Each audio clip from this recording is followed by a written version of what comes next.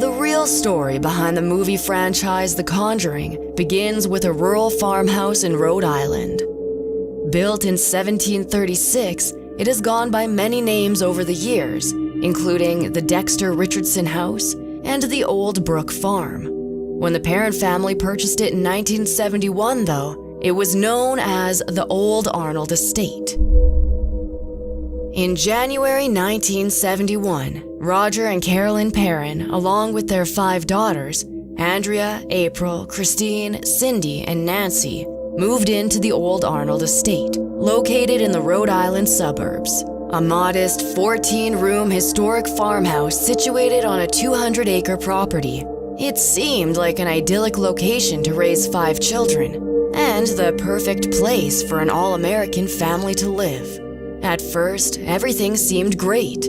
13-year-old Andrea, the eldest of the Perrin girls, had her own room while her sisters, 11-year-old Nancy and 10-year-old Christine, shared another. The 2 youngest girls, Cindy and April, also had another room to themselves. The house was big enough for all 7 members of the Perrin family, providing ample space for the girls to play.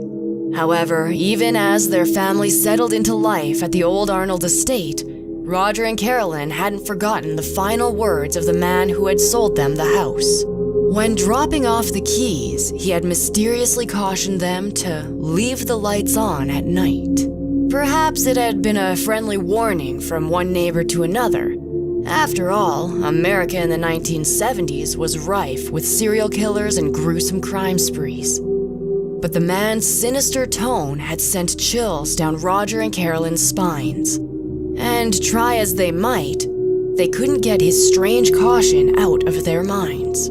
It wasn't long before several mysterious and unexplainable things started happening inside their home. The house itself creaked, slammed, and whispered. Carolyn also started noticing that things frequently went missing, with the broom seemingly moving by itself from place to place around the house. More than that, though, she heard scraping sounds against the kettle, despite the fact that no one was in the kitchen at the time. She would also find small piles of dirt in the center of the kitchen floor, even though it had been thoroughly cleaned only a few hours before.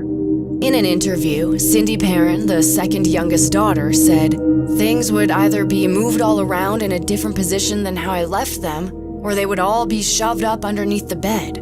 And I would go to my sisters, of course you'd go to your sisters, and ask, 'Hey, what'd you do to my toys?' And they'd say, 'Nothing. Why would I mess with your toys, Cindy?' No one discussed any of these events until much later." Andrea also had her fair share of disturbing experiences. As the eldest of the 5 sisters, she was woken many times in the middle of the night by her siblings coming into her room, huddling with her on her bed as they sobbed their hearts out. 8-year-old Cindy, in particular, claimed that she could hear a menacing voice in the room that she shared with April.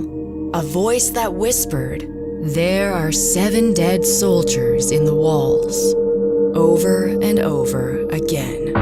Almost immediately after moving in, all 5 sisters noticed their house seemed alive with spirits, although most of them were harmless, if not benevolent.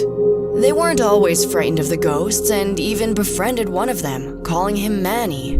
According to Cindy, when we first moved into the house for the first 2 months, there was a woman that came and kissed me every night on the forehead that I thought was my mother. Her older sister Andrea added, "Mom smelled like ivory soap, and the spirits smelled like flowers and fruit."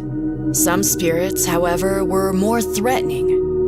For instance, the family was kept awake at night by a voice crying out for its mother, and at exactly 5:15 a.m., their beds would be lifted by an unseen force. The stink of rotting flesh permeated through the home, and there were even apparitions, as well as doors slamming shut on their own. Another article published in August 1977 in the Providence Journal reads, "Mrs. Perrin said she awoke before dawn one morning to find an apparition by her bed, the head of an old woman hanging off to one side over an old gray dress. There was a voice reverberating, 'Get out, get out. I'll drive you out with death and gloom.'" All these incidents soon proved to be too much for the Perrin family, and in a bid to understand what exactly was going on in their home, Carolyn allegedly began reading up on the history of the old Arnold estate. In her research, she purportedly came across information about how the property had at one point been owned by the same family for 8 generations, with many of the members dying under unexplainable or horrible circumstances, including drownings in a nearby creek, murders, and suicides. 8 generations of one extended family lived and died in that house prior to our arrival. Andrea Perrin would later say, some of them never left. According to the WJAR News, the Black Book of Burrillville, the town's former public records book, reveals that over the course of its existence, the property had been host to 2 suicides by hanging, 1 suicide by poison, the rape and murder of 11-year-old Prudence Arnold by a farmhand, 2 drownings, and the passing of 4 men who froze to death in addition to other tragic losses of life. However, claims regarding Prudence Arnold's death have been highly disputed, with local historians pointing to the fact that her official death record indicated that she died in Uxbridge, Massachusetts, which meant that she didn't lose her life on the farm. Furthermore, the record states her cause of death as her throat was cut by W.E.K., initials that contradicted the name of Bill Norton, which Andrea specified in her book.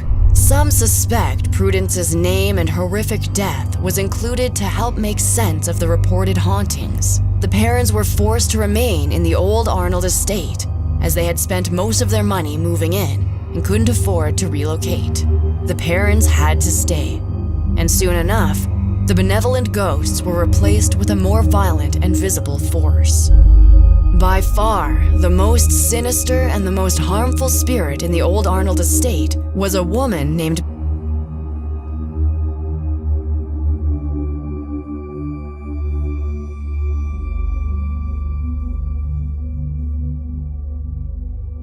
Bathsheba Sherman. She was responsible for glass suddenly shattering and objects inexplicably being launched across the room, smashing dangerously into walls. This spirit seemed to be particularly furious at the presence of Carolyn Perrin. One night, as Carolyn sat in the living room, she suddenly felt a piercing pain in her leg. Looking down, she saw blood trickling from a small stab wound in her calf that looked as if it had been caused by a large needle. According to Andrea Perrin, whoever the spirit was, she perceived herself to be mistress of the house, and she resented the competition my mother posed for that position. Bathsheba constantly tormented Carolyn all throughout the 10 years that the family lived in the old Arnold estate. The torture was both emotional and physical. Aside from being stabbed in the leg, the spirit reportedly hid Carolyn's things all the time, which made her feel as if she was going insane. She also frequently felt drained and exhausted, making her heightened emotions even worse. Yet, on the other hand, Bathsheba was reportedly kind to Roger Perrin. The website History Collection even claims that he only saw Bathsheba's sweeter side, with loving caresses and innuendos. Later, the screenwriters and the director of the 2013 film, The Conjuring, would be most inspired by Bathsheba Sherman's torments, and based the majority of the film's plot on the horrors that she inflicted upon the Perrin family. While she may seem like a figure created specifically for Hollywood and the big screen, Bathsheba Sherman was very much real. Bathsheba Thayer was born on Rhode Island in 1812. In her early 30s, she married Judson Sherman and gave birth to at least one known son, Herman. Bathsheba and Judson are believed to have had 3 other children, with all dying at a very young age. From what can be gathered from public records, Bathsheba and Judson Sherman lived out their days at the old Arnold estate, both dying in the 1880s. Their son, Herbert Sherman, outlived them, dying in 1903. During Bathsheba's lifetime, there was one incident which marked the familial home out as a place of darkness. It involved the death of an infant and the accusation of murder caused by an incision at the back of the head.